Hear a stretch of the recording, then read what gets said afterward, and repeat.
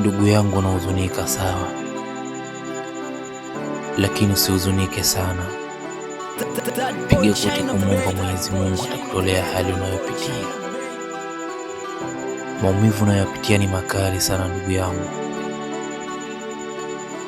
Watakucheka sawa, lakini vumilia vicheko vyao.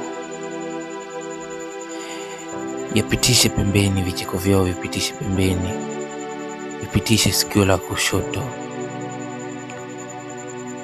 Kulia, pitisha njia zako ambazo unazipambania katika dunia. Usiwaangalie wenyewe, jiangalie mwenyewe.